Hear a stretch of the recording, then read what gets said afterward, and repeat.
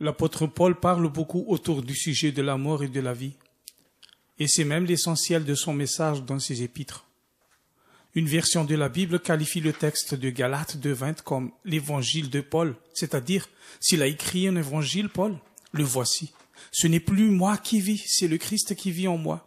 Ma vie présente dans la chair, je la vis dans la foi du Fils de Dieu, qui m'a aimé et qui s'est livré lui-même pour moi. Mais, voyons, qu'est-ce qu'un mort? Un mort ne réagit plus même si tu mets à fond le volume de la musique qu'il a aimée pendant son vivant. Un mort ne réagit plus même si tu l'insultes. Un mort ne réagit plus à tes compliments. Tes compliments ne servent à rien. Un mort ne se soucie pas du lendemain. Un mort ne projette pas pour l'avenir. Paul, il a ajouté dans Galates 5:24, « Ceux qui appartiennent à Jésus-Christ ont crucifié la chair avec ses passions et ses désirs. » La question qui se pose, est-ce que tu es mort car c'est la condition pour que le Christ vive en toi? Et puis, pour que tu puisses recevoir la vie qu'il propose quand il a dit, « Je suis la résurrection et la vie.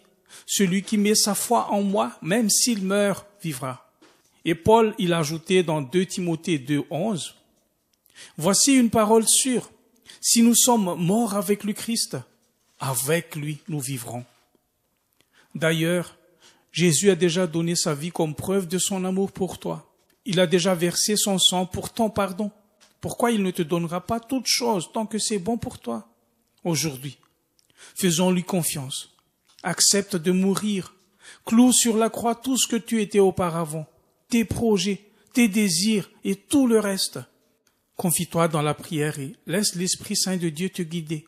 D'ailleurs, Dieu dit, « Je connais les projets que j'ai formés pour vous, projets de paix et non de malheur, afin de vous donner un avenir et de l'espérance. » Je précise qu'ici, c'est l'Éternel qui parle d'avenir et d'espérance.